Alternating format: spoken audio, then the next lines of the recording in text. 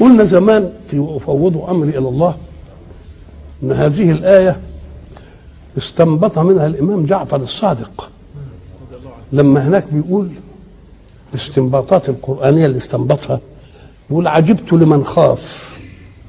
أي واحد يخاف من أي حاجة، عجبت لمن خاف ولم يفزع إلى قول الله سبحانه حسبنا الله ونعم الوكيل.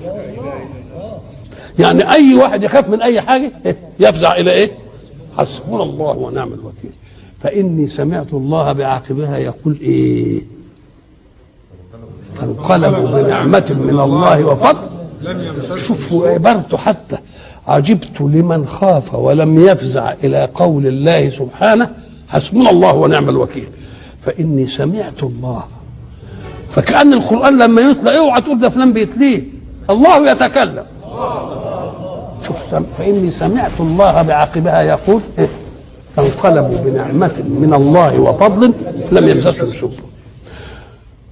وعجبت لمن مكر به كيف لا يفزع إلى قول الله سبحانه وأفوض أمري إلى الله إن الله بصير بالعباد. فإني سمعت الله بعاقبها يقول فوقاه الله سيئات ما مكر. وعجبت لمن طلب الدنيا وزينتها، حتى طلب الدنيا كيف لا يفزع إلى قول الله ما شاء الله لا قوة إلا بالله. اللي عايز الدنيا تفتح له بقى يقول ما شاء، يقول في كل حاجة ما شاء الله لا قوة إلا بالله. مش قايل في سورة الكهف ولولا إذ دخلت جنتك قلت ما شاء الله لا قوة إلا بالله. لأني سمعت الله بعاقبها يقول إن ترني أنا أقل منك مالا وولدا فعسى ربي أن يؤتيني خيرا من جنتي. وعجبت لمن اغتم، والاغتمام معناه ان انقباض الصدر ما يعرفش سببه ايه، وانت ساعه تقول كده والله انا مش عارف متضايق من ايه مش عارف.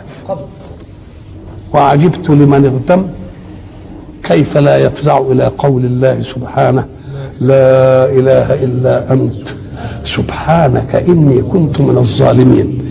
لاني سمعت الله بعاقبها يقول ايه؟ قال ايه ربنا بعد كده؟ فاستجبنا له ونجيناه من الغم، ودي مش خصوصيه له وكذلك ننجي المؤمنين.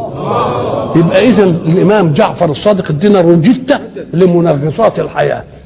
تخاف من شيء قل حسبنا الله ونعم الوكيل، تخاف من قوم ينكرون بك قل وافوض امري الى الله ان الله بصير بالعباد. عايز الدنيا قل ما شاء الله لا قوه الا بالله.